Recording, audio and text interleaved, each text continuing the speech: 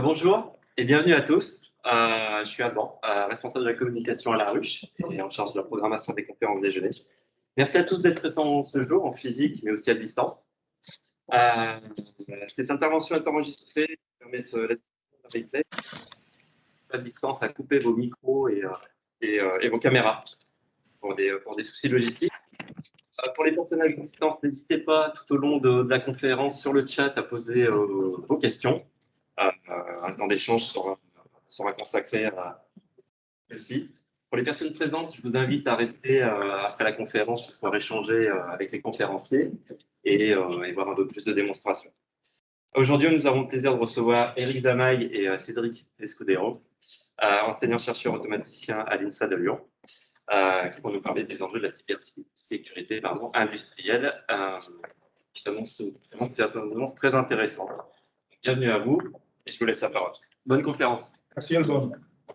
Si vous l'autorisez, je vais demander les autorisations, mais pour parler, c'est toujours plus simple d'enlever le masque, sauf s'il y a quelqu'un dans la salle qui souhaite que je le fasse. C'est bon? Parfait, très bien. Merci à toutes et à tous d'être si nombreux, à la fois présents, présentiel, ça fait du bien, et puis également à distance. Comme l'a dit Alban, nous sommes tous les deux enseignants-chercheurs à l'INSA de Lyon, en génie industriel, et chercheurs au laboratoire Ampère. Pour ma part, je sévis depuis à peu près une trentaine d'années dans le domaine du contrôle commande industriel, avec une vision très pragmatique et en collaboration industrielle, et en particulier sur tout ce qui concerne la gestion des dérives, des élèves de fonctionnement, donc toutes les activités que vous connaissez bien en termes de maintenance corrective, maintenance prédictive. Et puis, depuis quelques années, pour des raisons très particulières, je m'intéresse à des aléas qui sont provoqués intentionnellement. C'est ce qui s'appelle la cybermalveillance et qui va nous occuper aujourd'hui. Mon collègue ici présent a forcément l'avantage d'être plus jeune que moi, plus dynamique, normal, mais qui a également quasiment 5 années d'expérience désormais acquise dans le domaine du contrôle commande industriel, mais avec une spécialité très pointue sur la cybermalveillance des équipements industriels.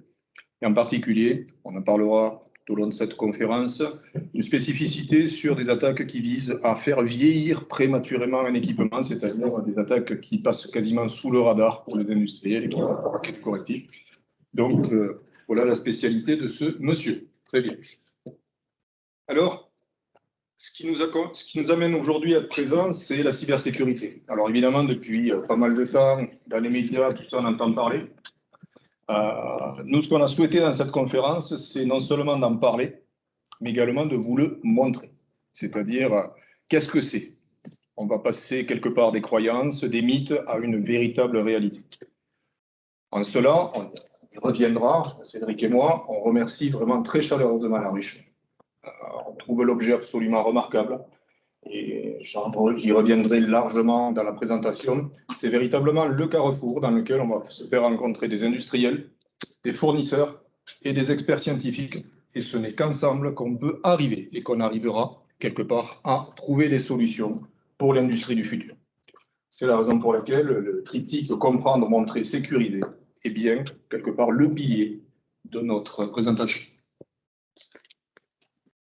Alors, lorsqu'on parle de contrôle commande industriel, ou en anglais Industrial Control Systems, cela va toucher quelque part tous les objets, tous les secteurs, que ce soit la santé, la défense, le manufacturing, le transport, tout ce qui est distribution d'énergie aujourd'hui est fortement attaqué, on va le voir.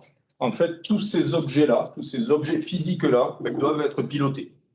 À une certaine époque, ils étaient pilotés directement par de l'électricité, par du câblage. Aujourd'hui, ils sont pilotés directement par ce qu'on appelle du contrôle commande industriel, par des automates programmables. Je ne sais pas si au niveau de la caméra, ça peut se voir. Si je me penche, ça va peut-être me suivre. Mais on va y revenir tout à l'heure. Donc, des ordinateurs qui vont pouvoir mouvoir un ensemble de ces équipements pour satisfaire des objectifs particuliers de productivité, de santé, de distribution de l'énergie, etc., etc. Donc, tous les secteurs qui sont présents sur cette diapositive, et j'en oublie quelques-uns encore, comme par exemple tout ce qui est traitement de l'eau, évidemment, va être piloté par ce type d'architecture. Alors, ces architectures, on va y retrouver à notre échelle tous les grands acteurs qu'on a l'habitude d'y retrouver. c'est-à-dire les acteurs de la safety, les acteurs de l'instrumentation, des capteurs, des actionneurs, bref, les équipements. On va y retrouver évidemment ce dont on vient de parler, à savoir toute la partie relative aux automates programmables industriels, aux commandes numériques, et puis ensuite tout le haut de la pyramide, qui est la pyramide de SIM pour ceux qui la connaissent, qui est vraiment orientée sur tout ce qui est pilotage, et on va y retrouver des jolis noms, moins jolis noms de type SCADA pour Supervisory Control and Data Acquisition, tout ce qui est MES, Manufacturing Execution System, et les ERP. Alors, c'est tout ce plat de spaghettis qui, quelque part, permet, in fine, de pouvoir satisfaire des objectifs industriels. Et c'est ce qui anime tous les secteurs dont j'ai parlé tout à l'heure. On a l'habitude également, lorsqu'on parle de ce plat de spaghettis, de différencier une partie IT, une partie OT. La partie IT, généralement, ce qu'on appelle le système d'information de l'entreprise, le monde du management, en quelque sorte. Très porté et supporté par des ordinateurs, par des logiciels, je ne citerai pas de nom, et également des réseaux informatiques, qui sont les réseaux informatiques d'entreprise. Et ensuite, une partie plus OT, l'Operational Technology, autrement dit, le système d'information industrielle, le monde du contrôle-commande. Alors, on ne va pas jouer sur les mots, mais certains mettent le MES dans l'IT, d'autres le mettent dans l'OT, d'autres à la frontière. Bref, grosso modo, on en est sur ce type de structuration-là. Alors évidemment, cette partie est importante. Pourquoi? Parce que, comme on va le voir tout à l'heure, lorsqu'on va commencer à parler de vulnérabilité et de cybermalveillance, eh bien, en fait, ce qu'il faut déjà commencer à bien voir, c'est que la cybermalveillance dans ce méga plat de spaghettis peut arriver n'importe où. Et on va revoir tout à l'heure un certain nombre de croyances qui sont largement diffusées dans les médias, comme quoi le mal vient d'en haut par l'informatique.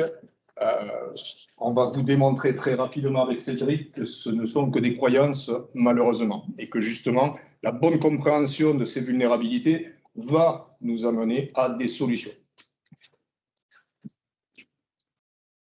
Alors, les autres éléments importants de compréhension, si on se focalise, parce que c'est notre métier, Cédric et moi, au cœur de l'INSA et du laboratoire Ampère, c'est toute la partie plutôt OT. On est des spécialistes OT, moins de spécialistes IT. Comme on le verra à la fin, c'est une des conclusions. Il sera grand temps que nous, universitaires, avec vous, industriels, on soit capable de développer de nouvelles formations, on va dire, qui soient capables de merger IT, OT, parce que c'est là que sont quelque part les futures réponses. Sur le plan de l'OT, pour tous ceux qui ont des sites industriels à manipuler, on est sur quelque chose qui est une évidence. On entend souvent parler, c'est tombé en marche. C'est tellement complexe ce plat de spaghettis que quelque part cette expression a beaucoup de sens. C'est parce qu'il y a beaucoup de personnes, beaucoup de métiers qui travaillent autour de cet Industrial Control System qu'on arrive à faire en sorte que quelque part les objectifs de production soient satisfaits. Avec un de mes anciens collègues de Schneider Electric, à l'époque, on avait fait un bilan qu'on arrivait des fois à monter jusqu'à 60% du temps de ces installations, tout secteur confondu en mode dégradé.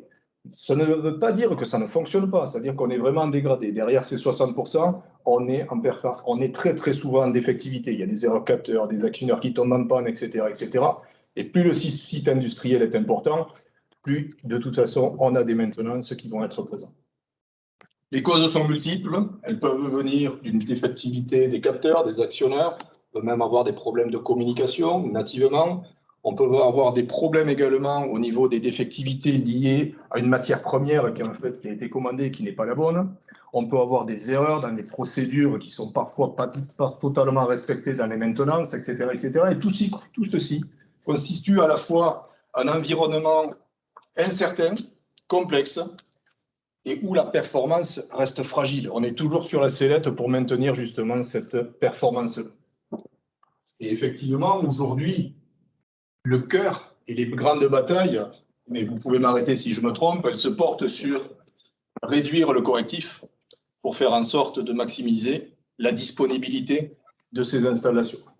Et en cela, depuis les années 2000, il y a une évidence, c'est que les technologies de l'information, la numérisation, la digitalisation, le passage du 3.0 et futurement, voire maintenant, right now, la partie 4.0, elle a été produite pour répondre à cette problématique-là. Comment améliorer la réactivité par rapport à ces dérives-là, de manière à pouvoir repositionner la performance du système industriel.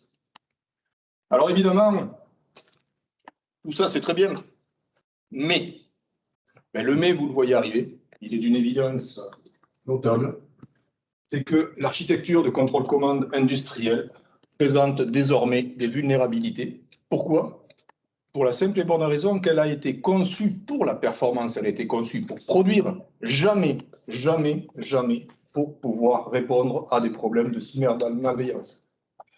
Petite anecdote, je me rappelle très bien dans les années 2000 où j'avais fait une note, un grand constructeur, dans le domaine du contrôle-commande industriel, en disant « Attention, l'arrivée d'Ethernet TCP/IP dans les automates programmables va produire nécessairement à terme des cyberattaques. » Réponse, bourré. Il faut arrêter avec la science-fiction. Ce n'est pas que j'avais un esprit mal tourné, et ce ne sont que factuellement des évidences. Il n'y a aucune raison que ça se produise dans le monde IT et que ça ne vienne pas se produire à terme dans le monde OT. Alors justement, toutes ces vulnérabilités, elles sont importantes. On va les repasser en particulier dans la prochaine partie de l'exposé. On va pouvoir l'avoir sur tout ce qui est remote operation and facilities. On va pouvoir l'avoir également directement sur les opérations de maintenance, directement sur les automates. On le verra sur certaines grandes attaques telles que Stuxnet, elles se sont portées directement via les clés USB sur toute la partie SCADA et progressivement se sont orientées vers les automates. En fait, toute l'architecture est une véritable passoire, j'insiste, à la cybermalveillance. En revanche, et on essaiera d'enlever cette croyance-là, ce n'est pas parce que c'est nativement une passoire qu'il faut tout fermer. Et comme on le verra, si vous fermez tout, vous empêcherez le système de contrôle-commande de faire ce pourquoi il a été fabriqué, c'est-à-dire la performance des produits. Il y a d'autres solutions, et ce sera certainement des conclusions qu'on va vous apporter. Je vais vous proposer de passer la parole à M. Cédric Escudero. Tu peux me tomber le masque, pareil.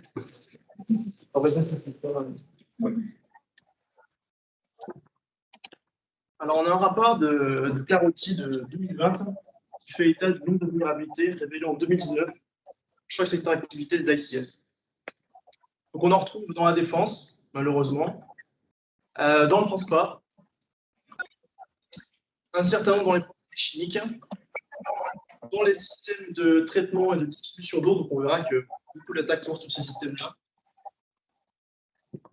Sur le domaine manufacturier, critique ou non critique, et également sur l'énergie, donc la distribution et la production d'énergie électrique, c'est-à-dire en fait sur tous les secteurs de l'ICS. Ici, donc, on s'aperçoit qu'on a une évolution en fait, du nombre d'organisations malveillantes qui mènent des attaques. Donc, on s'aperçoit qu'il y a une forte évolution de 2014 à 2020. Alors, ce n'est pas le nombre d'attaques, c'est le nombre d'organisations qui construisent, développent des attaques, qui les réalisent sur les ICS. On constate notamment que ça c'est principalement le secteur énergétique, donc électricité, pétrole et gaz, mais également le secteur manufacturier.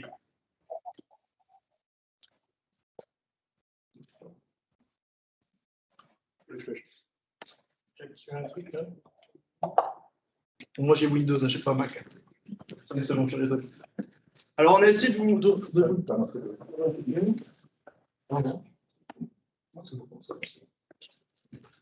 Donc ici vous avez un peu une frise chronologique des principales cyberattaques qui ont eu lieu en fait depuis les années 2000. Donc on considère que la première cyberattaque c'était autour des années 2000 avec l'attaque Maroshi Water. Donc en fait c'était une attaque aux États-Unis qui portait sur un système de distribution d'eau. Et donc en fait c'est un attaquant, en fait c'est un ancien employé qui a été licencié, qui avait toujours ses accès au système SCADA, donc au système de supervision dont Rick vous a parlé tout à l'heure. Il s'est connecté à distance et a ouvert en fait des vannes d'eau contaminée. On a libéré en fait toute cette eau dans l'environnement, ce qui a eu du coup un impact sur l'environnement. Donc ça c'est en tout cas la première cyberattaque considérée par la communauté. Ensuite, je ne vais pas te le présenter, mais il y a une attaque qui est quand même importante, c'est l'attaque Stuxnet, qui a ciblé des infrastructures d'enrichissement d'uranium en Iran. Apparemment, cette attaque a été réalisée en collaboration États-Unis et Israël pour ralentir le programme de recherche nucléaire iranien. Donc, c'est l'attaque la plus connue en fait, de la communauté. Ensuite, on a des attaques aussi importantes. Donc, ça a causé la destruction de centrifugeuse, qui a considérablement ralenti le programme de recherche nucléaire iranien. Industroyer en Ukraine, en 2015, ça a causé un blackout sur une ville de 200 à 300 000 habitants. En fait, ces attaquants ont pris le contrôle des contrôleurs industriels. Et ils avaient la capacité, non seulement de cacher l'attaque par rapport aux IHM et aux systèmes de supervision, mais également de prendre le contrôle des disjoncteurs des transformateurs. Donc le blackout a duré entre 24 heures et 48 heures.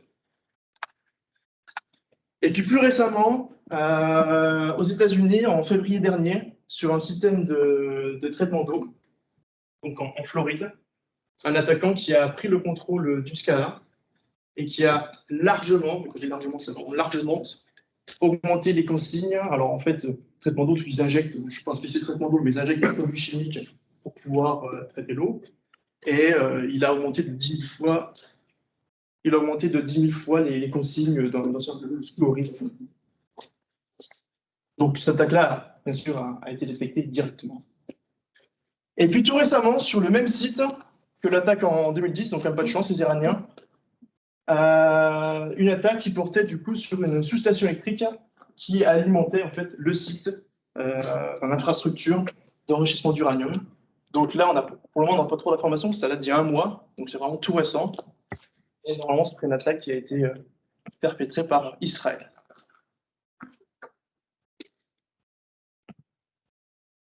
Donc là, je vous parle de l'attaque qui a été menée par Israël récemment. Donc voilà, vous voyez, il y a des articles tout récents qui sortent. Ça apparaît, quand on est dedans, ça apparaît assez régulièrement. Donc c'est vrai que ça fait un peu peur, forcément.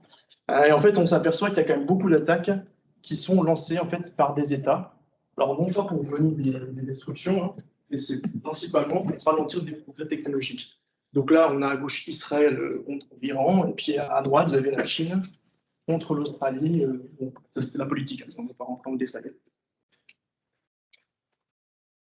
Donc, c'est ce que je vous disais, du coup, là, on a une cartographie en fait, des cyberopérations qui ont été commanditées par des États-nations, donc par des États contre des États, depuis 2005.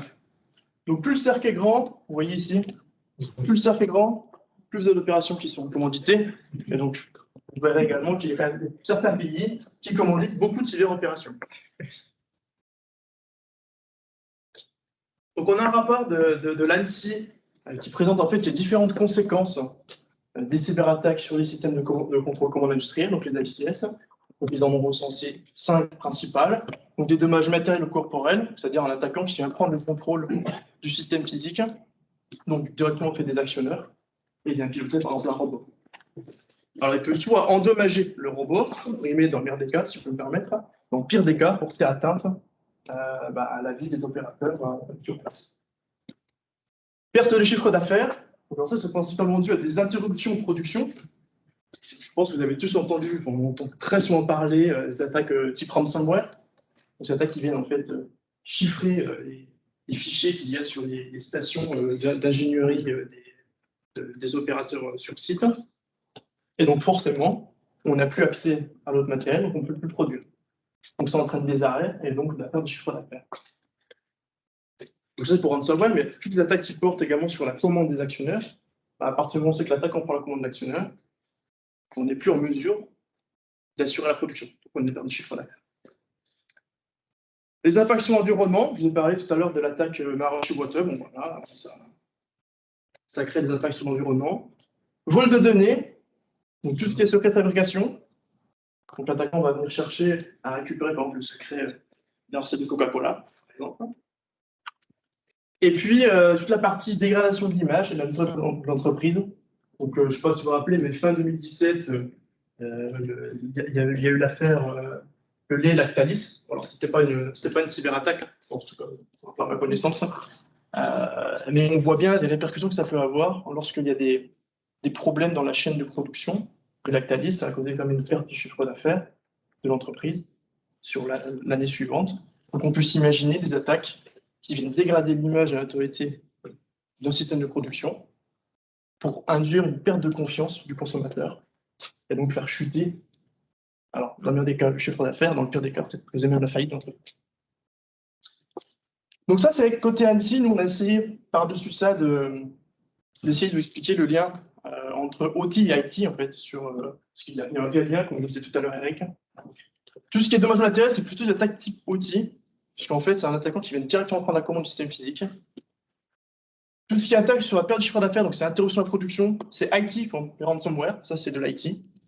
Et OT, à partir du moment où c'est qu'on a un attaquant qui prend la commande. Impact sur l'environnement, c'est plutôt OT. Vol de données, donc en fait, c'est vraiment basé que sur les données, on est plus sur l'attaque type IT. Et puis, tout ce qui est dégradation d'image, ça peut aussi bien suivre des attaques type IT que OT.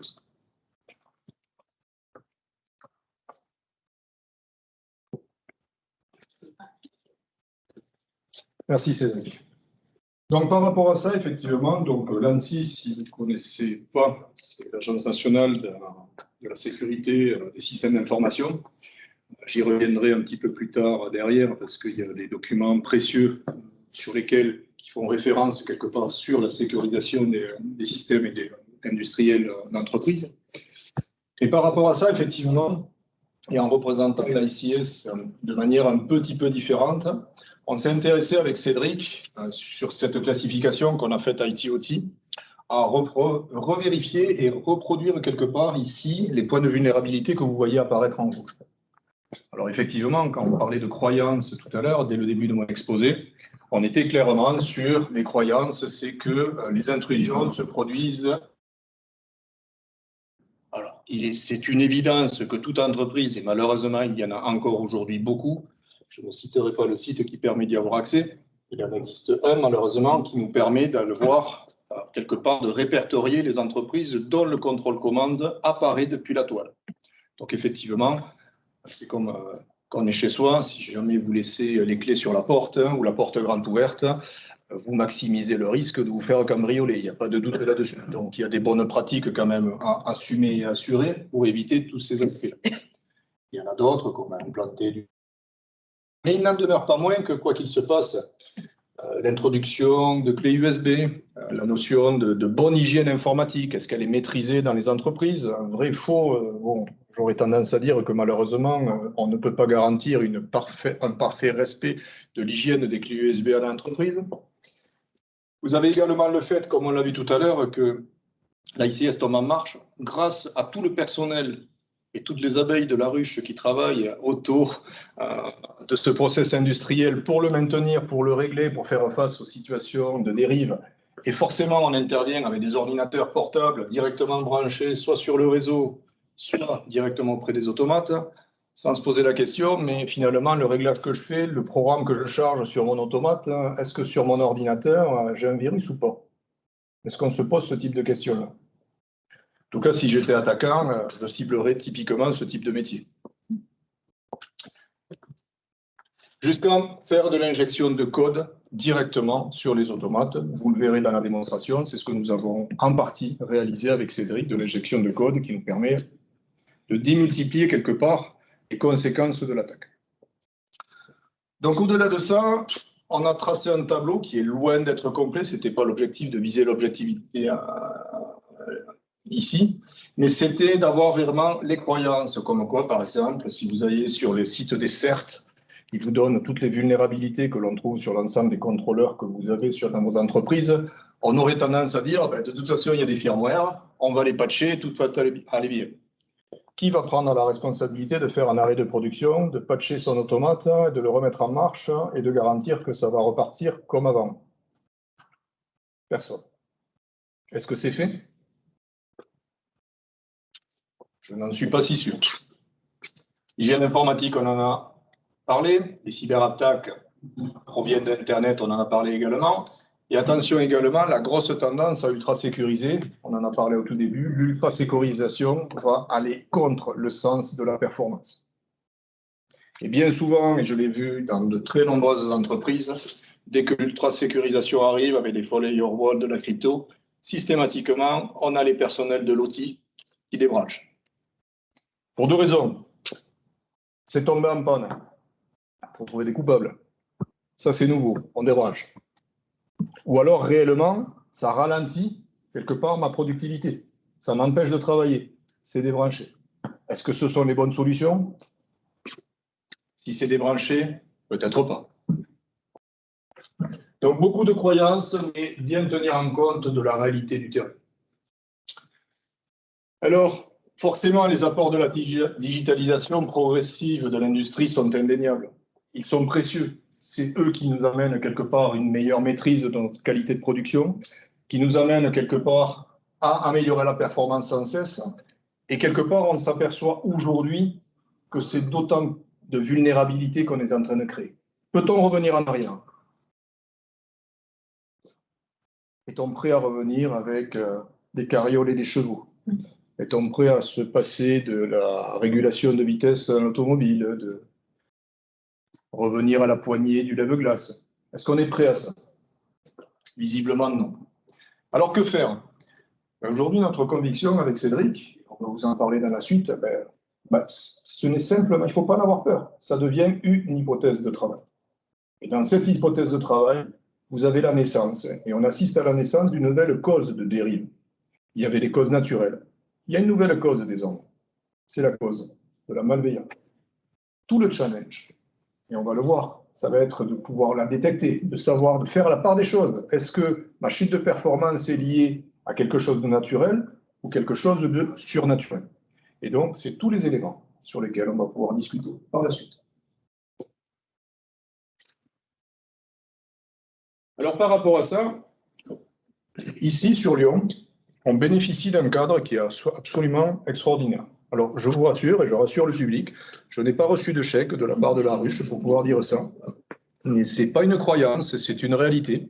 Pourquoi c'est une réalité? Parce que ce partenariat, il nous permet, à l'initiative de la ruche, de pouvoir mettre à la disposition des plateformes, celle qui est derrière moi en est une, sur lesquelles les industriels peuvent venir tester des technologies, tester le 4.0 pour voir comment on va se projeter dans le futur, mais également à des universitaires tels que nous, de pouvoir venir apporter notre expertise, venir, comme on va le voir tout à l'heure, produire réellement ce que sont des cyberattaques, s'en rendre compte pour derrière mieux les comprendre et donc mieux les maîtriser.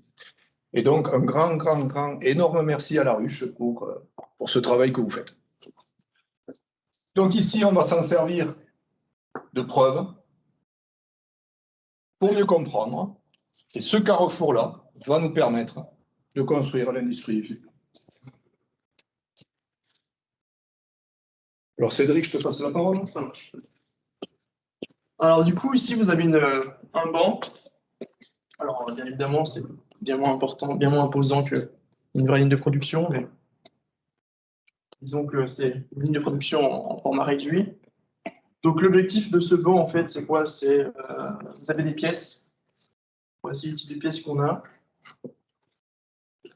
Il doit trier les pièces en fonction de la matière. Alors on a du plastique ici, on a de l'aluminium. En fonction si c'est une pièce mâle ou une pièce femelle. Alors pièce mâle dans la face du dessus quand on est comme ça, et sinon pièce femelle quand on est comme ça. Et puis la couleur. Donc vous avez différents capteurs. Vous avez un capteur de matière, un capteur de couleur et un capteur de matériaux.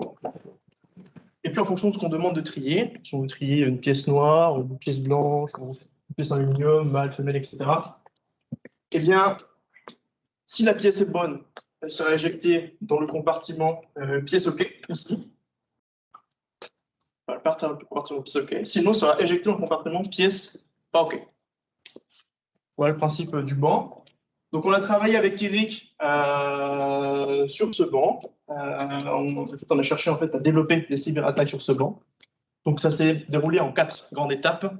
Une analyse de l'ICS, ensuite, l'identification des vulnérabilités OT, le développement des cyberattaques OT, et puis ensuite montrer leur impact potentiel.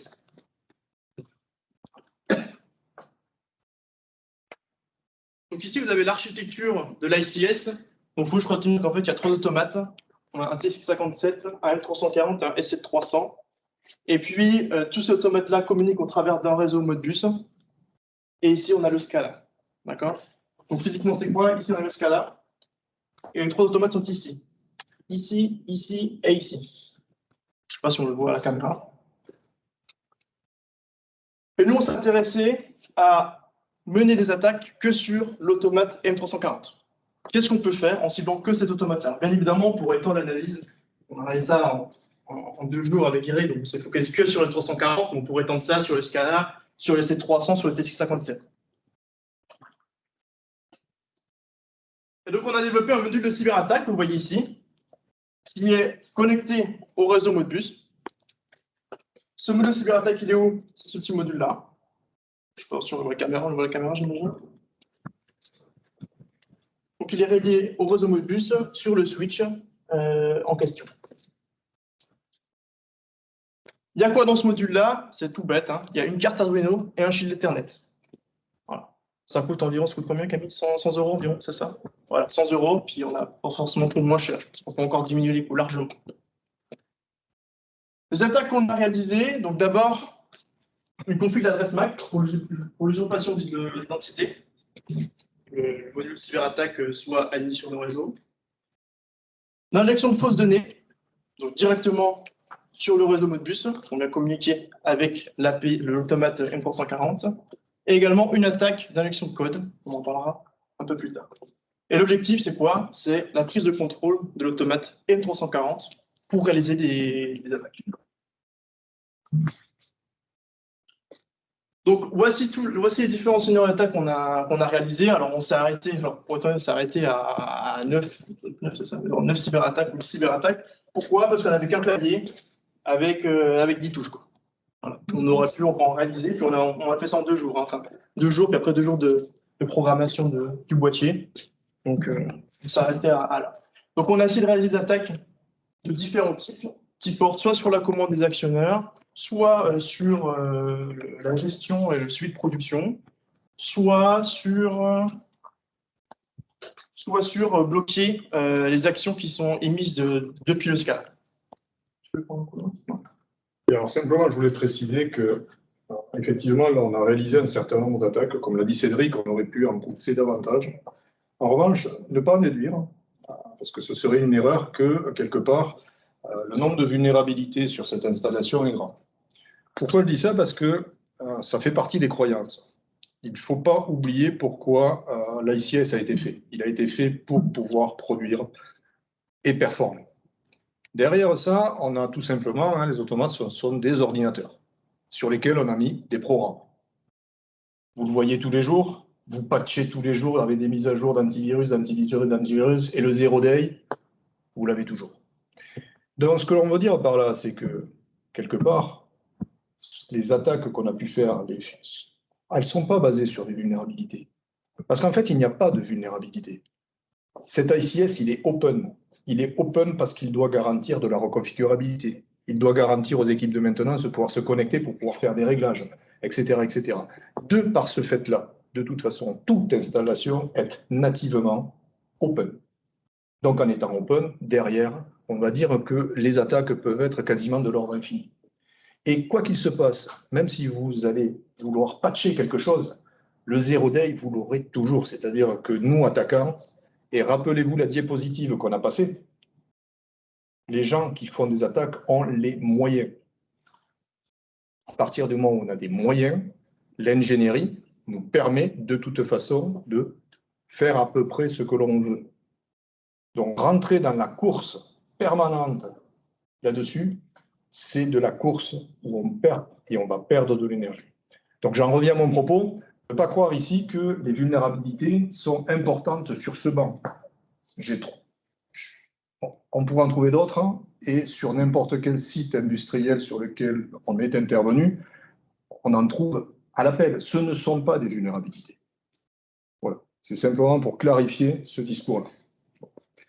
Donc effectivement, on s'est limité à une dizaine d'attaques, simplement parce qu'on a voulu quelque part se focaliser sur celles qui étaient les plus démonstratives, qui étaient importantes. Effectivement, on était limité par le boîtier, etc. Mais derrière, on peut faire des attaques dans lesquelles on va les temporiser, les faire intervenir, les cumuler, etc., etc. Donc, tout est possible. L'objectif, il était vraiment de se rendre compte et qu'on puisse manipuler le fait qu'on est capable de faire quelque chose à partir du moment où on est expert outil. Et en étant expert outil, on arrive à cibler véritablement de la malveillance, véritablement physique, jusqu'au KPI. C'est ce que vous allez voir. Du coup, on propose de présenter quelques scénarios, on ne va pas tous les présenter. Le premier scénario, en fait, on bloque la mise à jour des entrées et des sorties de l'automate, donc c'est tout sur l'automate 340, de l'automate. Une attaque où on vient corrompre la production, donc on en parlera un peu juste après. Une attaque où on va venir prendre la commande du vérin 2, donc le vérin qui est ici, et puis également venir introduire des pièces de manière aléatoire, alors qu'on devrait n'avoir qu'une seule pièce sur le convoyeur. Et puis une dernière attaque où en fait on va venir bloquer les actions du Scala, donc on ne pourra plus prendre la commande en mode manuel depuis le Scala. Je propose, je te laisse couper le partage du coup.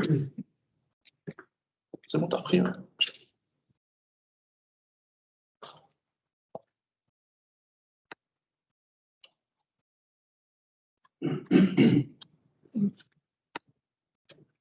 Alors, vous voyez, on voit le banc, c'est bon? Ouais, c'est bon. Okay.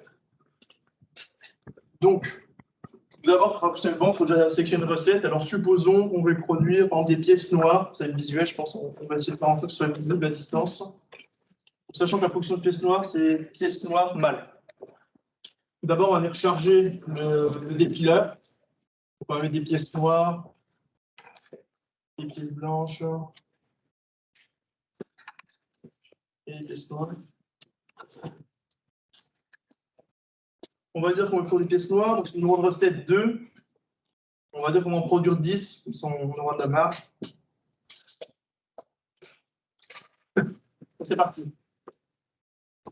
Donc là, comme je vous disais, on fonctionne sans attaque, on ne reste pas d'attaque. Donc là, vous voyez, là on détecte la couleur au début, donc la profondeur, donc mâle, femelle, et puis ensuite c'est le matériau, plastique, aluminium. Donc là, la pièce tombe dans le bac, OK, puisque c'était la pièce noire, on veut trier.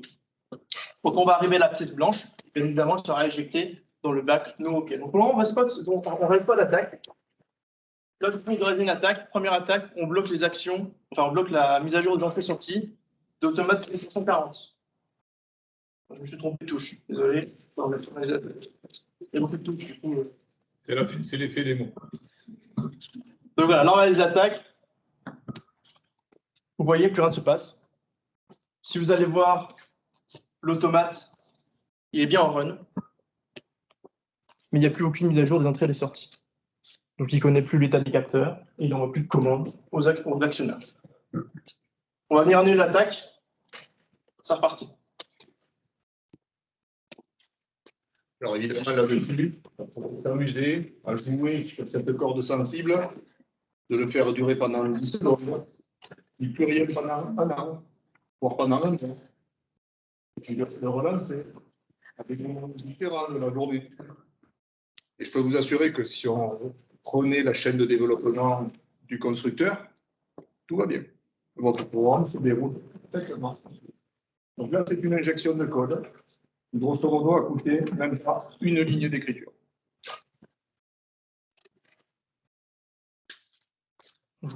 Alors oui, encore une fois, hein, là, c'est des attaques brutales, c'est visuel, c'est l'objectif. Hein. On pourrait faire des attaques un peu plus fines, bien évidemment. On pourrait rester caché d'un IHM. Il y a une attaque, on va se cacher d'un IHM, d'ailleurs. Alors, la deuxième attaque, c'est on corrompt la production. Donc, je vous disais qu'on est en train de produire des pièces noires, ce qu'on voit actuellement, là. On va rajouter des pièces noires. On va passer à la prochaine, parce qu'il y a beaucoup de pièces blanches, on va devoir attendre longtemps. On va faire la prochaine attaque et on verra celle-là après. La prochaine attaque, c'est on va prendre la commande du vérin 2 et on va injecter des pièces de manière aléatoire sur le convoyeur. Vous voyez, depuis le départ, il y a tout le temps une pièce sur le convoyeur. En fait, c'est le fonctionnement qui a été établi par l'automaticien. Alors.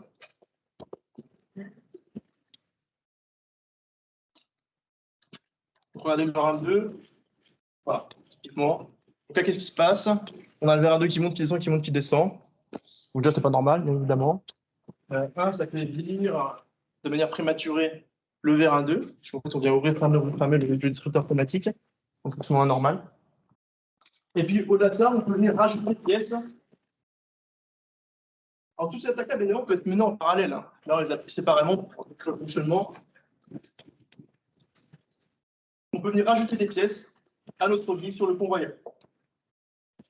Donc, on va procéder par injection de code. On a pris le contrôle à distance du comportement de l'automate.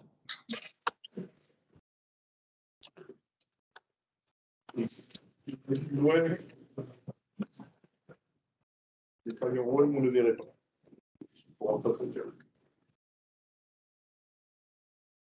Je vous propose de passer à la prochaine attaque, du coup, on va l'annuler celle-là.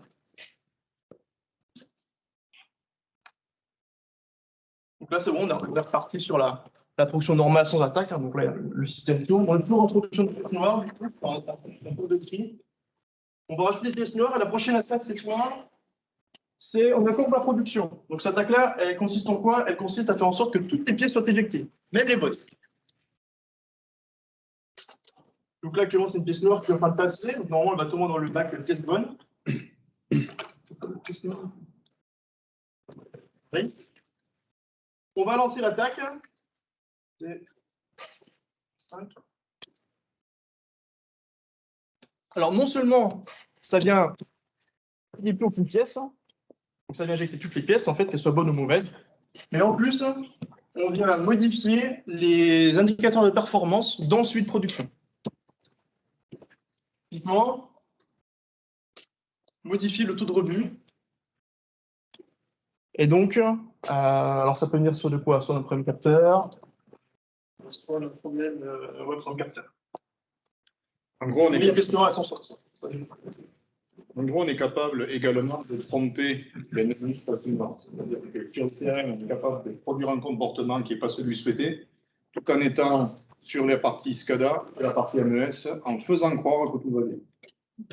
Oui, parce que Il va ralentir forcément quelque part votre réactivité, la réactivité des industriels en exploitation, pour dire en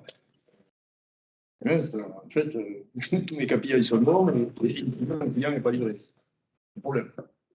alors, ils sont tous bons, mais aussi on peut faire le sens inverse. C'est-à-dire faire en sorte que tout soit OK au niveau de notre production, on trie bien les bonnes pièces. Par contre, on augmente les indicateurs de performance. Donc, on crée beaucoup de taux de rebut, par exemple.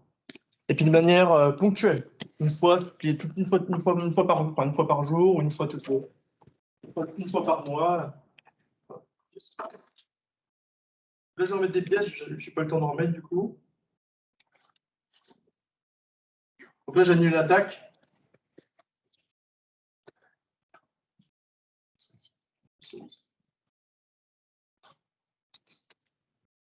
On n'a pas le temps pour notre attaque? On n'a pas le temps. Bon, attends, du coup, pour l'autre attaque, ce sera pour ceux qui sont en présentiel. C'est la suite. Je te laisse remettre le partage. Voilà. Donc, ce qu'on a voulu voir également, c'est que sur cette colonne-là, c'est quelle interprétation on pourrait avoir en atelier sur le site de production vis-à-vis de ces dysfonctionnements. Et en fait, ce qu'on a pu tracer, c'est que essentiellement, on va avoir des réactions sur lesquelles on est formé. C'est-à-dire que forcément, les causes des défaillances, elles sont connues, c'est ce qu'on appelle les AMDEC. Et les AMDEC, tout de suite, vont nous conduire à incriminer un changement de capteur. Le vérin qui commence à, excusez-moi la terminologie, déconner. Il va falloir peut-être le changer, intervenir sur un réglage de capteur, etc., etc., etc., sans jamais même imaginer que ce à quoi on assiste est lié véritablement à une cybermalveillance. Et encore une fois, vous allez reprendre les codes, vous n'y trouverez rien tel qu'on a designé les attaques. Et bien sûr, au bout d'un moment, on connaît tous le réflexe classique, on va recharger le programme. Est-ce que recharger le programme va résoudre le problème? Que temporairement parlant. Si celui qui a fabriqué le programme sur sa machine comportait déjà un virus, le programme qui est stocké dans les serveurs contient déjà ce virus-là pour vos automates. Donc par rapport à ça, effectivement, beaucoup de croyances à ce niveau-là. Et quelque part, qu'est-ce qu'il faut? Désormais, il faut absolument que dans les AMDEC, ces nouvelles causes soient identifiées. Sans l'identification et la prise de conscience de ces nouvelles causes, vous allez travailler, et on va tous travailler, à perdre beaucoup de temps à corriger des problèmes là où ils ne sont pas. Alors, évidemment et heureusement, l'État français a mis en place depuis longtemps des groupes de travail, en particulier l'ANSSI. Encore une fois, je ne suis pas payé par, même si je suis payé par le gouvernement, mais je n'ai pas d'action là-dessus, mais c'est quelque chose de fondamental. C'est le guide blanc de la sécurité des systèmes industriels qui va donner déjà les grandes bases de qu'est-ce qu'il faut faire, qu'est-ce qu'il faut mettre en place. C'est la sensibilisation des personnels, toute la cartographie des installations, parce que sans connaître son ICS, ce gros plat de spaghettis, ben, qu'est-ce qu'on est capable de sécuriser, on ne saura pas. De la prévention, de la surveillance, en fait, vous avez les 7 grands chapitres de ce guide-là que vous trouvez sur le site du gouvernement. Et c'est déjà le premier point sur lequel il faut démarrer lorsqu'on veut se préoccuper de cybersécurisation de son site. Évidemment, mais je pense que vous en êtes tous conscients et que vous connaissez tous, j'espère, ce guide des bonnes pratiques. Au-delà de ça, en fait, et ça c'est ce qu'on amène aujourd'hui, c'est que notre vision avec Cédric de la cybersécurité dans le système industriel, il faut avoir conscience quelque part. Moi, j'appelle ça une trithérapie. On pourrait le formuler sous la forme de 3 piliers fondamentaux que sont l'IT, le hardware et l'OT. Aujourd'hui, l'IT, ben, c'est toutes les solutions que l'on a sur des DMZ, des protocoles sécurisés, du chiffrement, des IDS, Industrial Detection System. Oui, voilà, pardon, merci Cédric, des antivirus, etc. Et nécessairement aujourd'hui, cyber-malveillance, cyber-attaque, c'est né dans le secteur de l'IT. Et forcément, l'IT a des solutions, fort heureusement, qui viennent s'adapter au secteur industriel. Donc, de très nombreuses solutions qui vont nous aider. Mais attention, on va le voir avec le juste dosage dans le transparent suivant. Évidemment, et encore, l'État œuvre là-dessus, en particulier avec la DGRMI, sur tout ce qui est hardware.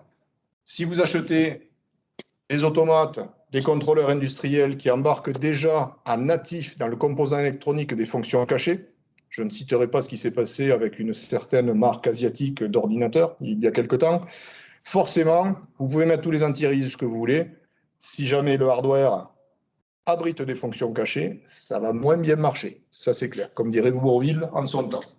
Donc là-dessus, effectivement, avoir une maîtrise du choix de ses fournisseurs et des garanties, quelque part, de sécurisation sur les hardware qui sont embarqués dans ce type d'installation.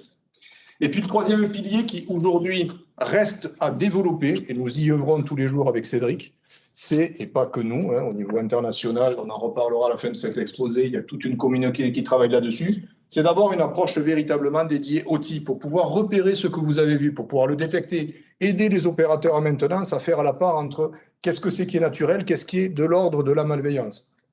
Donc ça, c'est fondamental.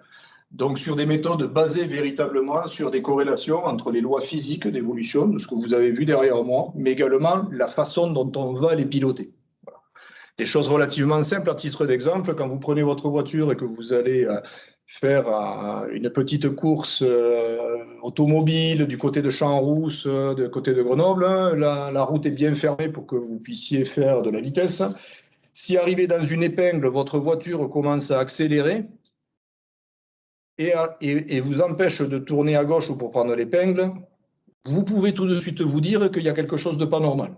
Donc vous voyez, travailler sur ce type de modèle dans lequel on est capable de modéliser la physique et des actions qui sont contre nature, c'est ce qui va nous permettre quelque part, en tant qu'automaticien, d'apporter des réponses à ce type de situations qui sont absolument anormales.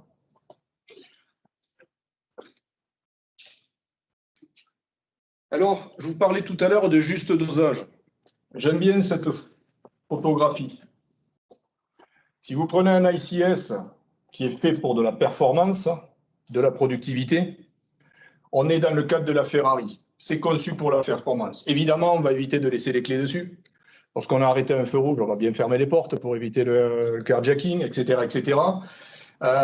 Et puis donc, on va forcément respecter le guide des pratiques préconisé par l'ANSSI, évidemment. En revanche, si je prends ce type de voiture parce que je suis un petit peu paranoïaque, ou peut-être j'ai raison d'être paranoïaque et que je crains d'être attaqué physiquement parlant, je vais plutôt investir sur une voiture qui va être blindée, qui va être conçue pour résister aux attaques. Mais est-ce que je pourrais atteindre les mêmes performances avec ça? Certainement pas. C'est la raison pour laquelle je dis que le dosage des systèmes de sécurité IT c'est un juste calcul et un juste rapport à apprécier entre le rapport performance et le rapport sécurité. Une sursécurité empêchera la ICS de fonctionner correctement.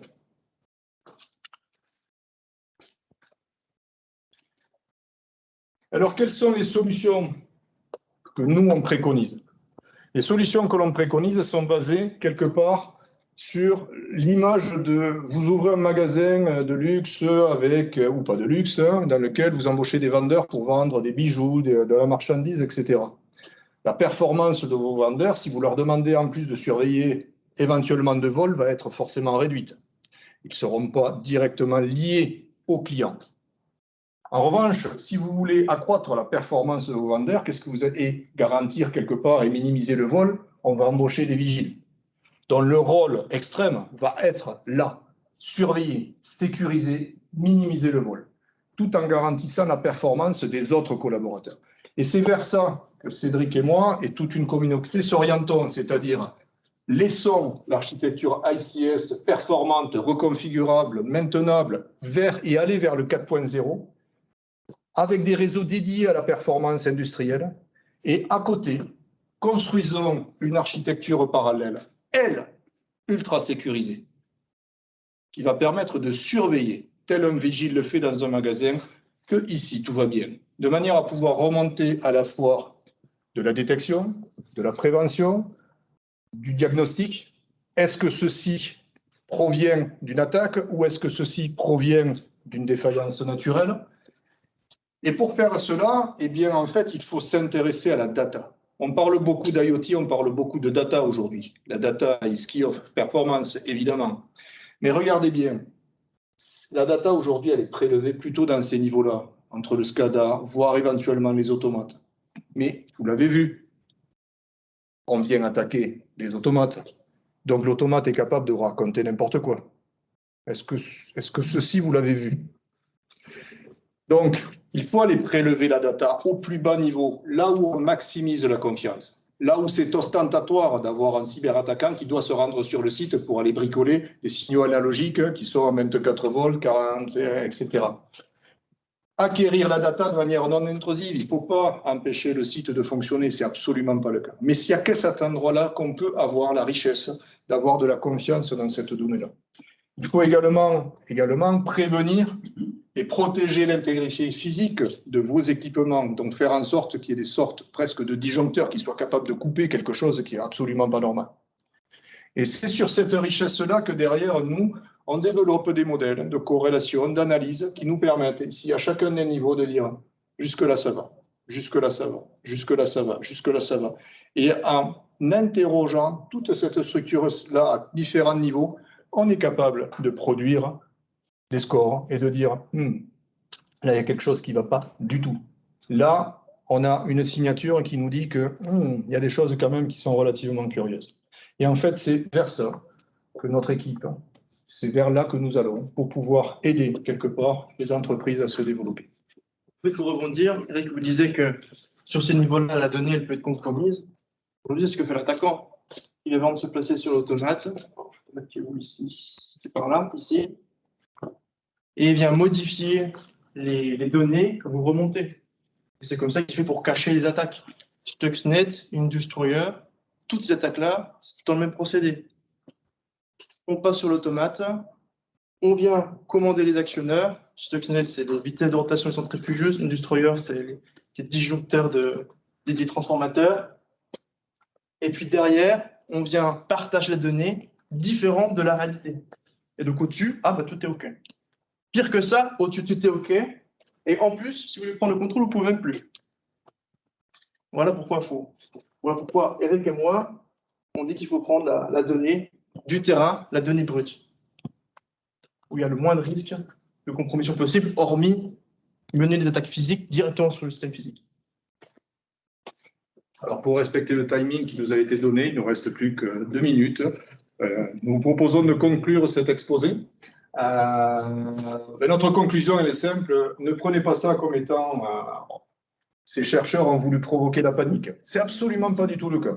On reste très, très serein par rapport aux solutions qui sont apportées, évidemment. Empêchera-t-on la malveillance des systèmes industriels? Si on n'était pas honnête, on vous dirait que oui, évidemment. Non, on n'empêchera pas la malveillance et vous l'avez vu, c'est une question de moyens. S'il y a les moyens, on arrivera. On n'empêchera jamais, et vous n'empêcherez jamais un cambrioleur de rentrer chez vous malgré tout ce que vous pourrez mettre en place. Il s'agira de minimiser les risques et surtout de pouvoir détecter, séparer quelque part la dérive naturelle de l'attaque. Et ce n'est qu'à partir du moment où on aura détecté ça qu'on pourra mettre en place des plans de reprise en adéquation, évidemment. Il faut donc développer l'offre cyber-OT, comme on l'a dit, avec des dispositifs de captation des signaux physiques, des dispositifs de protection et un ensemble d'algorithmes qui nous permettent quelque part d'analyser, de détecter, prévenir, diagnostiquer, évidemment. Au même titre, si vous le voulez, que ce qui est fait aujourd'hui dans le domaine de la sûreté de fonctionnement. Si je fais le parallèle. Alors bien entendu, tout ça c'est bien gentil, mais si même aujourd'hui ces solutions existaient, certaines sont en cours de développement et vont naître très rapidement à horizon de 1 mois ou 2, sans les personnels en capacité d'être formés sur cette juste frontière entre l'IT et l'OT, il ne sera pas possible d'installer quelque part ce type de dispositif sans avoir des compétences formées pour. Et donc ça, c'est un cheval de bataille aussi pour nous, c'est de développer forcément à l'échelle, on va dire mondiale, si c'était possible, de nouvelles formations, convergence IT-OT, non plus le clivage, non plus la confrontation entre l'IT et l'OT, mais véritablement une bonne complémentarité, de manière à pouvoir installer, maîtriser, mettre en place ce type de solution. Et à très court terme, le plus rapide, forcément, ça devra passer par la formation continue, c'est nécessaire.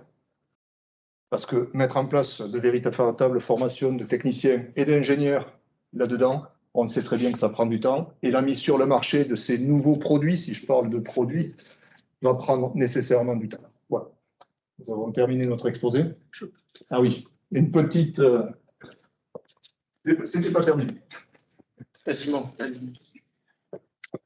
Cédric, vas-y, comme ça tu as le mot de la fin. Ça marche. Alors, avec Eric, avec l'équipe de Laboratoire Ampère, parce qu'on ne travaille pas tout seul, on travaille avec Émile et puis Amaury, peut-être que vous aurez l'occasion de les rencontrer un jour. On organise un workshop sur la cybersécurité industrielle, avec pour objectif de rassembler les acteurs industriels et académiques autour de cette thématique, avec une vision automaticienne, la vision que vous avez présentée aujourd'hui, pas avec une vision IT. Ce workshop se déroule le 23 août à Lyon, au Palais des Congrès, je ne dis pas de bêtises. Vous pouvez retrouver ce workshop, donc en fait ce workshop est hosté par la conférence internationale International Conference on Automation Science and Engineering. La date d'inscription c'est jusqu'à fin juillet, et puis la date du workshop c'est le 23 août, c'est toute la journée. Donc vous êtes invités, enfin, en tout cas à consulter la page si vous souhaitez vous inscrire à ce workshop. Donc c'est un workshop international, donc on aura principalement des industriels, on n'aura que des industriels nationaux et des académiques internationaux et nationaux. Et puis surtout, à noter également la présence riche de la ruche, qui sera au cœur de cette conférence. Merci à la ruche, merci à vous. Merci bien. Vous avez des questions? Alors, je ne sais pas dans la salle s'il y a des questions. En ligne, j'ai plusieurs questions, effectivement. Alors, première question, la carte Arduino, pour votre démonstration, est connectée sur le réseau local ou côté réseau usine? Elle est connectée sur le réseau local, en usurpation d'identité. Ensuite, seconde question, quid des attaques sur les automates de sécurité intégrant des fonctions d'autodiagnostic? Très simple, en fait, la réponse est dans la question. Ce sont avant tout des automates. Donc, en tant qu'automates, ils doivent être configurables, maintenables. Et donc, forcément, ils présentent les mêmes options de configuration qu'un automate normal, en sus de fonctions de sécurisation. L'attaque, c'était Triton. Ouais, j'en profite. Fin 2016, il y a une attaque que j'ai mis sur la frise chronologique, mais je ne l'ai pas présentée. Justement, parce que je me doutais qu'elle allait avoir cette question. Il y a une attaque, c'est alors Triton. C'était en fin 2016 contre, c'était en Arabie Saoudite, contre une centrale offshore d'extraction de pétrole, enfin, un truc comme ça, qui ciblait du coup des automates de sécurité. Donc les Triconex de Schneider. Et donc, c'est la première attaque qui porte sur les SIS, du coup, les automates de sécurité. Et donc, il se prouve bien que ces automates sont pas, enfin, ils servent pour l'assurance de fonctionnement, mais ils sont pas prévus pour la cybersécurité. Ils sont pas conçus pour ça. Au même titre que l'architecture ICS qu'on vous a présenté tout à l'heure. Ça vient en complément à ta réponse. Tout à fait. Merci beaucoup. J'ai plus de questions en ligne. N'hésitez pas dans la salle si vous avez des questions à poser à Eric et Cédric. C'est le moment. Question. Du coup, dans le schéma des attaques, là, on voit qu'il y a besoin d'une connaissance du système de production quand même pour venir intervenir. Et est-ce qu'on peut du coup dire que le scénario d'une attaque, c'est quand même de prendre connaissance du système avant de venir modifier des données ou... Alors, il y a deux configurations. On a les solutions pour les deux. Donc, on aurait pu tout à fait attaquer le banc sans avoir une connaissance experte et sans avoir accès au programme des automates. Ça, c'est une possibilité. On ne l'a pas fait ici, mais on aurait très bien pu le faire. En tout cas, on l'a déjà fait sur d'autres process. Ce qu'on a développé ici, on s'est positionné véritablement dans ce qui a été fait pour Stuxnext, entre autres. C'est-à-dire qu'on s'est procuré les plans, que la ruche nous a gentiment, on ne les a pas volés, hein, on les a simplement demandés. Et ce qu'il faut savoir, c'est que obtenir les codes, obtenir les plans, ce n'est pas quelque chose d'impossible. Quand je dis cela, je pèse mes mots. L'environnement de conception de ces objets-là fait que c'est accessible, c'est possible. On a développé également, on sait le faire, des uploads de programmes. Donc, on est capable également de développer un programme qui va uploader, qui va chercher la configuration de l'automate. Donc, quoi qu'il se passe, qu'on aille les chercher chez les fabricants, chez les intégrateurs, qu'on aille les chercher sur des disques durs, qu'on aille les chercher directement dans l'entreprise, ça fait partie des choses qui sont faisables. Et effectivement, à partir de là, c'est grâce au vol, au détournement de ces codes que derrière, on peut développer une ingénierie qui va faire en sorte qu'on soit caché. C'est-à-dire qu'on va rejeter, repousser le temps où vous allez comprendre qu'on vous a attaqué. Clairement. Et puis surtout, donc là, tout ce qu'il faut voir, c'est que là, c'est une attaque, on sera réalisé, comme je vous disais, en 2 jours avec Eric. En réalité, les attaques qui sont perpétrées contre les systèmes, généralement, par Stuxnet, c'est 3 ans. Donc, il y a toute une phase en fait, d'apprentissage du fonction du système de production. Ils n'ont pas forcément accès à tous les programmes, mais en fait, ils viennent s'implanter dans le système de production, un virus qui vient se loger dans les contrôleurs industriels. Et il y a toute une phase d'apprentissage. Ils ne font rien pendant 6 mois, 1 an. Et sur la base des commandes qui partent et de remonter des capteurs, des signaux des capteurs, eh bien, ils apprennent en fait la loi de commande et qu'est-ce qui se passe sur le terrain. Et sur la base de ça, ensuite, ils développent l'attaque. Et là, normalement, nous, on l'a pas fait comme ça. On a dû récupérer directement les programmes. Mais sinon, il faudrait 1 an, quoi. Ce serait intéressant à faire, il faut avoir du temps. Mais voilà, aujourd'hui, la c'est pas notre objectif, on vous rassure, on n'est pas des cyberattaquants. Mais comme on développe des solutions qui visent à sécuriser, à détecter, forcément, on ne serait pas crédible dans notre tête avant tout si on se mettait à développer des solutions, si on n'était pas capable de savoir comment on attaque un process industriel. Évidemment, c'est la raison pour laquelle on a développé cette maîtrise-là. Oui. J'ai 2 questions. Par rapport au... Ce que j'ai cru comprendre, l'attaque, elle est souvent liée à la topologie, c'est-à-dire qu'on va passer via Ethernet et on va de temps en temps et on va faire soit un blocage sur la communication, soit remplacer un autre programme, etc.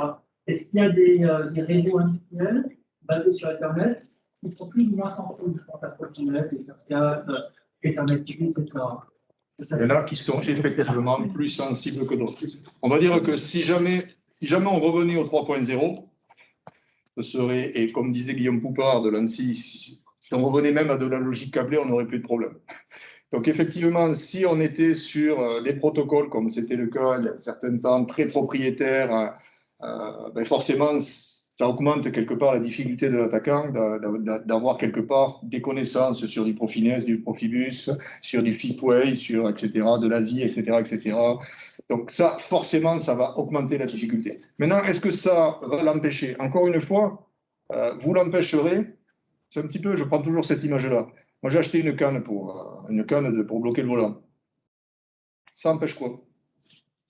Le non-professionnel de piquer ma voiture. Il va passer à la suivante. En revanche, celui qui veut piquer ma voiture, est-ce que la canne anti-vol va l'empêcher de l'abrir? Non. Donc, encore une fois, c'est toujours ce rapport-là. C'est qui va vous attaquer. Si jamais c'est un professionnel, et comme on l'a mis sur la diapositive, qui a des moyens, que ce soit du Profinet, que ce soit un réseau plus sécurisé que les autres, vous ne l'empêcherez pas. C'est ça, il faut avoir simplement conscience de ça. Et encore une fois, ne pas devenir parano. Ce n'est que du factuel. Ce qu'on a dit, c'est une hypothèse de travail. Et se leurrer en disant je vais sécuriser, je vais prendre ceci, etc. Oui, vous allez rajouter des cadenas. Attention à la chute de performance. Mais tant que les cadenas que vous placez n'amènent pas une chute de la performance, il faut le faire. Il n'y a pas de doute là-dessus. Vous allez empêcher, entre guillemets, celui qui n'a pas trop les moyens de développer l'attaque. Comme l'a dit Cédric, et on l'a vu souvent, les attaques internes, pour diverses raisons, existent, avec pas forcément les gros moyens tels qu'on pourrait les dispenser nous. Donc évidemment, ça, si vous pouvez mettre en œuvre des cadenas qui vont empêcher ça, il faut absolument le faire, c'est une évidence. En revanche, développer toute une architecture en se disant je vais mettre des moyens colossaux pour empêcher ceci, cela, etc., tout en gardant la performance dans l'idée que de toute façon on ne va pas m'attaquer, si vous représentez un enjeu pour quelqu'un et que si l'enjeu vaut le coup, il y aura les moyens en face. Okay. Par rapport aux solutions que vous avez évoquées pour pouvoir vous prévenir de ça, vous évoquez un fonctionnement disons, en parallèle pour éviter justement de trop alourdir le fonctionnement de l'automate. Donc ça suppose qu'on surveille les informations, la monotonie des informations, etc. Mais qu'est-ce qui nous empêche à ce moment-là d'attaquer l'élément qui surveille? Et qui leurre à ce moment-là l'élément qui surveille? C'est une excellente question. Alors, l'excellente question, pourquoi? Parce que, évidemment, quelqu'un a parlé des automates de sécurité, on pourrait refaire exactement le parallèle avec ce type d'architecture-là. La grosse différence, c'est que là, on emploie des vigiles, que l'on va sécuriser outrancièrement parlant. Là, on va mettre des moyens, avec des réseaux ultra sécurisés, du chiffrement, tout ce qu'il faut. Mais cette architecture-là, elle peut se permettre le luxe d'être ultra bunkerisée. Parce qu'elle n'est pas liée directement aux chutes de performance. Vous voyez ce que je veux dire? Donc là, il faut mettre les moyens. Les moyens dont vous parlez, pour nous, il faut les mettre là. Là, il faut construire des bunkers, parce que si effectivement cette architecture-là, elle est faillible, cela va de soi. Voilà. Mais on peut se le permettre, pourquoi? Parce que quelque part, l'architecture de contrôle-commande, elle est là pour changer, s'adapter, être modifiée sans arrêt.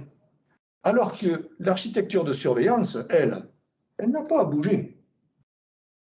Elle est là simplement pour prélever de l'information au plus bas niveau pour avoir de la confiance et puis derrière faire du traitement. Un comportement tel que je l'ai décrit tout à l'heure en voiture, je suis désolé, foncer vers le ravin ou imaginez, vous êtes au bord du Grand Canyon, et il y a quelqu'un qui vous dit « Allez-y, faites un pas en avant », ce sont des règles, on va dire, que j'appelle du bon sens paysan. Elles ne vont pas changer quel que soit le process que vous avez. On est d'accord? Surveiller ce type de règles, ça ne doit pas changer. Est-ce qu'il va y avoir une reconfigurabilité de cette architecture à côté? Non.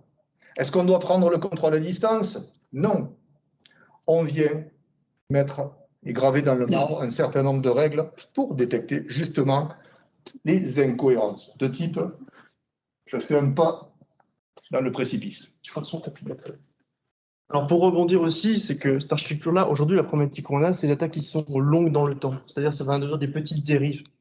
Donc en fait, on a besoin de ressources de calcul pour pouvoir analyser la donnée. Et donc, même si on a une architecture qui est plus longue à traiter que l'architecture LCS, que LCS fonctionne sur le temps réel, c'est pas grave sur ce type d'attaque-là. Nous, on a besoin de détecter, mais ces attaques qui sont longues, ça peut être attaque directe. On a 2 questions en ligne. Première question, pour les TreeConnect, n'y avait-il pas une action manuelle à effectuer pour basculer l'automate en mode reprogrammation? Oui, tout à fait.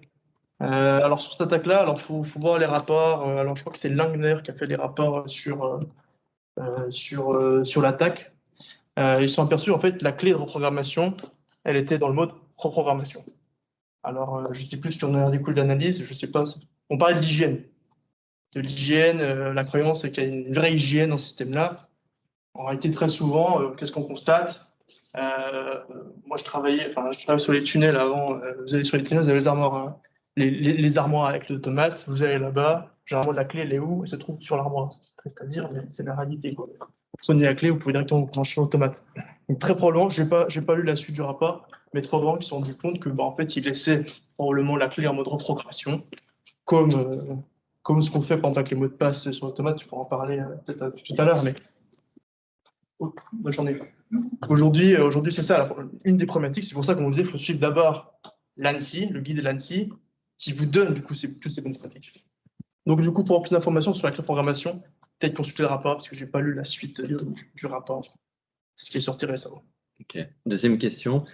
Dans le cas de Stuxnet, du personnel avait été corrompu pour injecter le code. Est-ce qu'une architecture de surveillance aurait changé quelque chose, car la même personne aurait pu la neutraliser?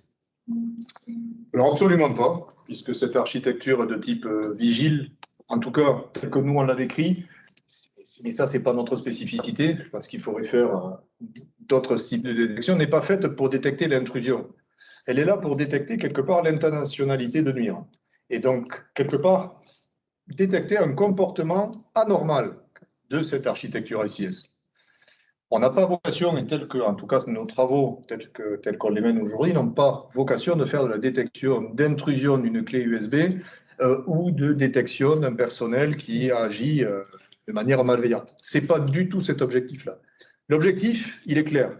C'est que lorsqu'un exploitant est face à son SCADA, face à son MES, il va se retrouver quelque part à gérer des datas qui viennent de cette architecture-là, et il doit être en mesure de pouvoir prendre des décisions en fonction de ce qu'il voit. L'architecture qu'on propose, elle doit être là pour dire à l'exploitant, l'information que tu as là sur ton tableau de bord, tu peux y avoir confiance ou pas. Attention. Et donc, on est là pour lever des alertes. C'est ça qui va être fondamental. L'intrusion, c'est un autre métier.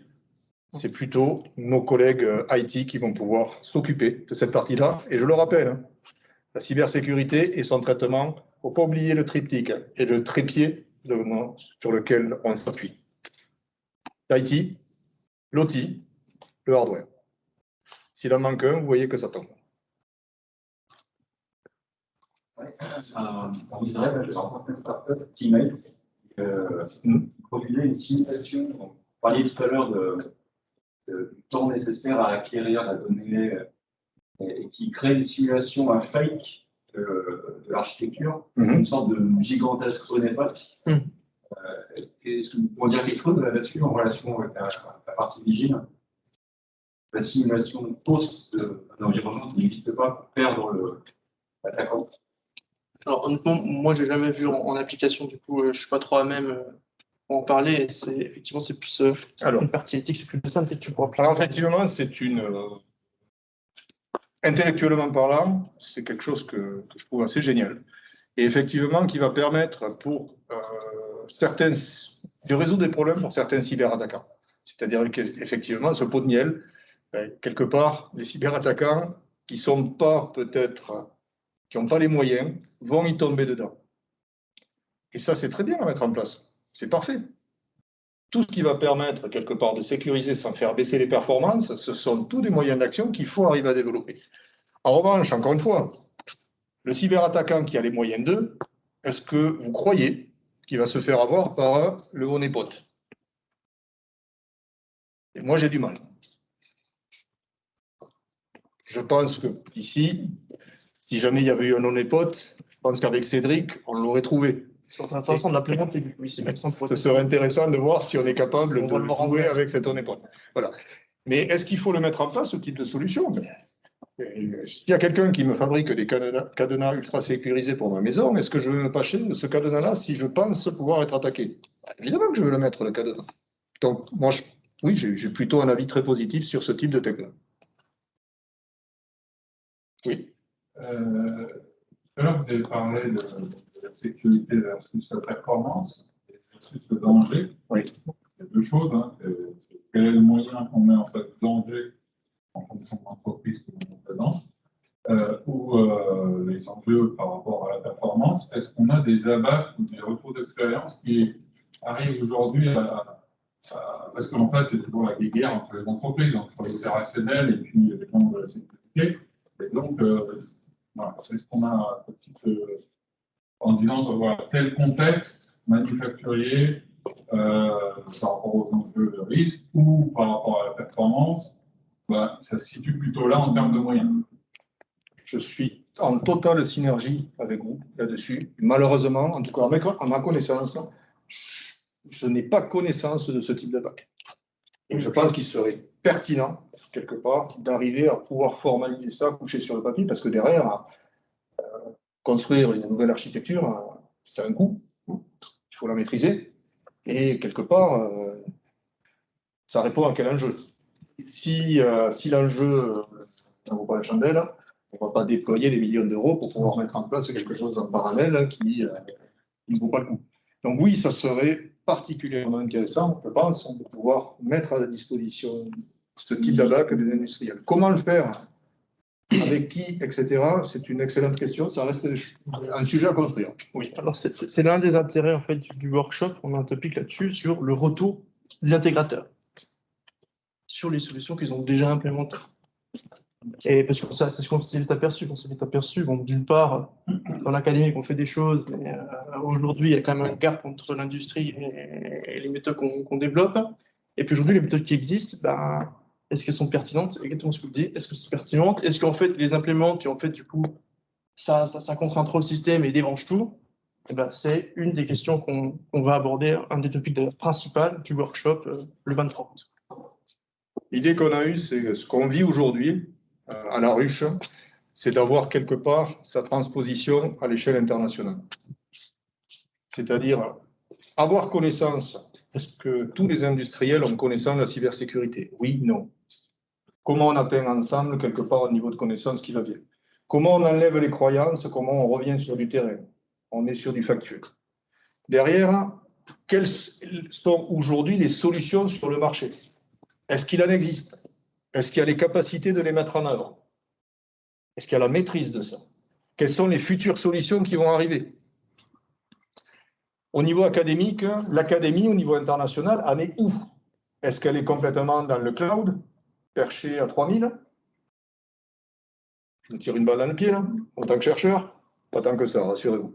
Mais est-ce qu'on est complètement perché, c'est-à-dire que ce sont des solutions à 20 ans, à 30 ans, ou est-ce qu'on commence à avoir des solutions qui pourraient s'implanter sur un horizon temporel, 5 ans, 10 ans, 20 ans?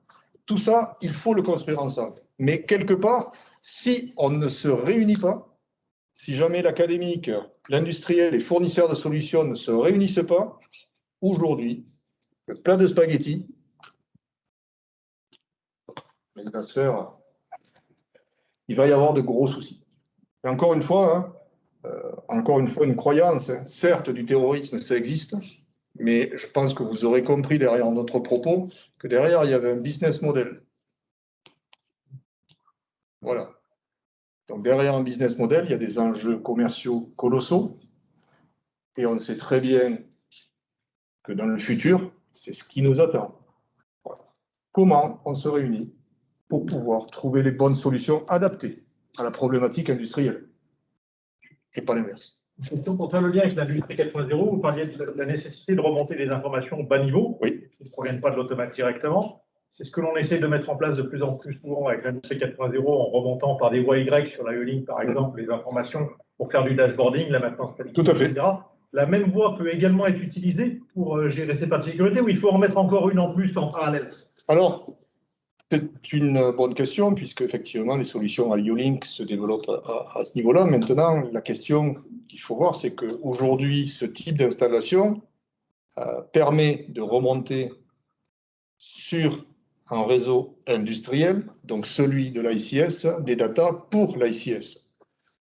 Faire en sorte de passer par ce canal-là pour pouvoir faire ce que l'on préconise, à notre sens, et pour être tout à fait non poker face, on l'a déjà fait, évidemment, on va le détourner. D'autre part, ce type d'installation a la particularité, et c'est le sens même au niveau de l'ICS, puisque quelque part, ce sont des solutions, me semble-t-il, qui sont faites pour éviter le point-to-point, donc les fameux 3 fils, alimentation, masse, signal, multipliés par un capteur qui sont extrêmement difficiles, qui posent des problèmes de maintenance. On va simplifier ça par du bus de terrain, on est d'accord? Et par rapport à ça, quelque part, il faut que ce soit un système qui soit configurable. Est-ce que configurabilité rythme avec sécurité? Si la solution permet de garantir la non-intrusion sur ce type d'installation, évidemment, ça peut déjà être une bonne solution pour pouvoir collecter de la data avec confiance. Si ce n'est pas le cas, parce que quelque part derrière, il faut assurer la maintenabilité et l'adaptabilité, auquel cas, on a autant de portes. Je n'appelle pas ça des vulnérabilités, parce que pour moi, ce n'est pas une vulnérabilité. C'est une ouverture normale pour faire ce pourquoi ça a été fait. Si c'est tel est le cas, effectivement, ça peut poser un problème. C'est la raison pour laquelle notre conviction, mais encore une fois, c'est une conviction, on va arrêter, merci Bertrand, c'est quand même de développer quelque chose et de l'instrumentation pour la sécurité, et de manière non intrusive.